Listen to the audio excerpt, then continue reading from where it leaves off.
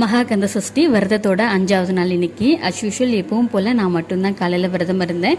Husband வந்து first ஒரு 3 நாள் இருக்கேன் அப்படிங்கிற மாதிரி தான் சொன்னாங்க. பட் எனக்கு தான் கொஞ்சம் ஹெல்த் இஷ்யூவாக இருக்காங்க. ஸோ இருக்க வைக்க வேண்டான்றதுனால அடுத்த வருஷம் பார்த்துக்கலாம்ப்பா வேண்டாம் அப்படின்னு சொல்லியாச்சு. அம்மாவுக்கும் ஹஸ்பண்டுக்கும் மட்டும் காலையில் தோசை ஊற்றிட்டு நேற்று வச்சுருந்த கத்திரிக்காய் புளிக்குழம்பு கொஞ்சம் மீதம் இருந்தது. அதை வச்சு மேனேஜ் பண்ணி சாப்பிட்டுக்கிட்டாங்க. நான் வந்து காலையில் பால் மட்டும் எடுத்துக்கிட்டேன். ஸோ அதுக்கப்புறம் லஞ்ச் வந்து சாமி கும்பிட்டுட்டு சாப்பிட்டுக்கலாம் அப்படின்னு தான் யோசிச்சிருந்தேன். காலையில் கீரை கூட்டுக்கு எல்லாத்துக்கும் ரெடி பண்ணிட்டு இருந்தேன். அம்மா வந்து அந்த கேப்பில் இந்த போயிட்டு வரேன்னு சொல்லிட்டு போனவங்க தான் ரிட்டன் வரும்போது கேம்புக்குள்ளே நிறைய பச்சரிசி காளான் வெடிச்சிருக்கு அப்படின்னு சொல்லிட்டு பறிச்சுட்டு வந்திருந்தாங்க. அவங்க வரதுக்குள்ளே நானுமே வந்து கீரை கூட்டும் ரெடி பண்ணிட்டேன். ஸோ அதுக்கப்புறம் காளானே வேஸ்ட் பண்ண முடியாதுன்னு சொல்லிட்டு காளான் குழம்பு வச்சாச்சு. கீரை கூட்டு முட்டைக்கோஸ் பொரியல் வந்து நான் ரெடி பண்ணியிருந்தேன்.